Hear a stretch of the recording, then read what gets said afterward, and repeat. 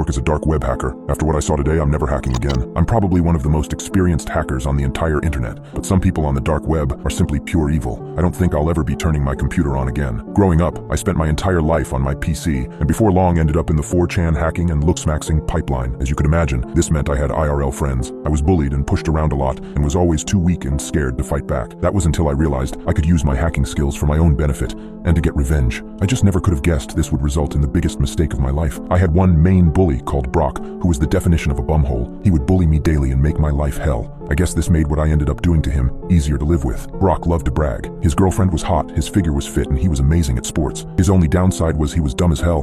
So when I saw him on Facebook as a suggested friend, something clicked. With the help of some friends I'd met on 4chan and the dark web, I sent him a PDF file to his email, which gave me full access to his laptop upon opening it. That was when I started getting carried away. I had his laptop camera, location, everything. When his girlfriend came over, I was ready. I booted up my online dating application and started sending messages to Brock. "Hey baby, can't wait to see you tomorrow. Last week was a blast." It was easy to convince his girlfriend that his online babe was real, but I didn't stop there. I downloaded on his laptop as much gay porn as I could find. You could imagine how his Muslim parents reacted to his fun drive. He never came back to school since then. My guess is he moved out of town.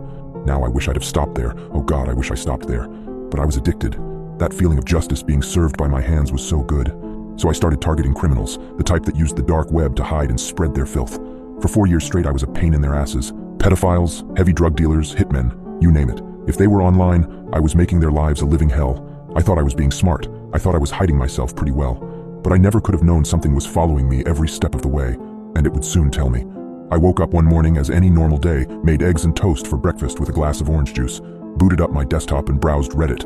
Then I heard a ping, the Facebook Messenger notification sound. Funny, I didn't open Facebook yet. Maybe I did and forgot. Wouldn't make sense as I rarely open Facebook. It was odd, but not enough to sound any major alarms. A message from someone I don't know. "Hey Danny, what's the weather like in Japan?" What the hell? Weather in Japan? I'm on the other side of the world. The name read James Puckerson. On my other monitor, I started to go through his profile trying to find any mutual friends. Someone I met in a party or something. I responded with, "Sunny, I hope. Anyone who knows me knows I hate the rain." I keep looking, but nothing of interest pops up. James replies, "Ooh, a funny guy. Tell me, Danny, do you enjoy playing games?" At this point, I think he's referring to video games. "Yeah, dude, what did you have in mind? League of Legends? Dota? I don't mind." "Oh, Danny, I didn't mean one of those childish games. I mean a real game. You know, the type that involves putting one's life on the line." I let out a chuckle. Someone probably hacked my Facebook account, added this weird ass account, and is now trolling me. "This isn't a joke, Danny. I take these games extremely seriously." Okay, what? How did he know I laughed? Did he guess? There's no way he can see me. My camera isn't even plugged in, and how could he have gotten into my apartment? My Facebook profile had a fake address on it, and I never used my real address for anything, not even Amazon or eBay. This has to be a joke. I wrote, "Sure, dude, I'm bored as hell anyway." I was buying time to try and find out where this son of a gun was.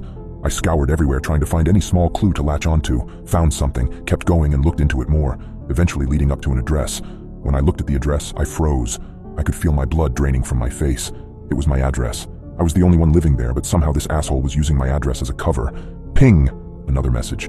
"I see you've gone extremely pale, Danny. What's the matter? Don't believe in ghosts." I couldn't move. This guy could see me. He knew every move I was making and I didn't know what to do. Do I run away and burn everything down? Fry my hard drives and shred my motherboard? What the hell is going on? Ring, ring, Danny. Ring, ring. My phone starts to ring, but it isn't James. The caller ID read Mum. I pick up. I hesitate to speak. I can't show my mom I'm afraid of something. She'd worry. I try to act cool. "Hey Mum, everything all right?" What I heard next made me drop my phone in horror. It made me realize that this was real and this wasn't a joke. A voice, obviously modulated to hide the identity of the caller, but the threat was real and I knew who it was. "Hey Danny, what's the weather like in Japan?" I stood frozen in horror. Panic swept over my body and thoughts flooded my mind. What happened to my mother? Is she okay? What is he doing with her phone? I knew I had to calm down. Something didn't seem right. I picked up the phone and looked at the caller ID. It just said Mum, no number. Flip. How could I be so stupid? He was just masking his caller ID. Must be to throw me off balance. I'll play along. There must be something I'm missing. Well, what are you doing with my mom's phone? Where is she? Is she okay? A laugh came from the other end. A deep, disgusting laugh. I decided to record the call. Maybe I can play around with the recording and find this caller's real voice. It may not be much, but this person knows where I live and probably who my parents are. He starts talking. "The safety of your mother depends on the outcome of our little game. I told you one's life is on the line, but I should have elaborated and said it shouldn't necessarily be the player's life, so are you ready to play?" At this point I had a thought. How can James see me? I have no cameras connected to the Wi-Fi. My desktop camera is disconnected, and I ripped out my laptop camera when I got the damn thing.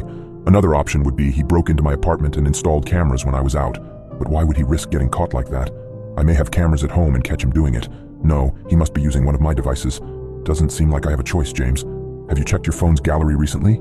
Confused, I picked up my phone and opened the gallery. To my horror, there were pictures of me. Pictures I didn't remember taking. Pictures of me sleeping, eating, working on my computer, even taking a shower. It felt like every moment of my life was on display, but it wasn't just that. Among the pictures, I stumbled upon one that made my heart race even faster. It was a picture of me looking at the exact message thread I was reading, taken just minutes ago.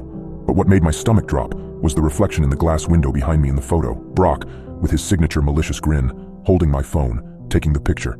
He had been in my apartment, hiding, observing me, and now, orchestrating this entire thing. Another message on the computer screen flashed. "Miss me, Danny? Turns out you're not the only one with friends on the dark web. You took my life away from me, and now it's my turn."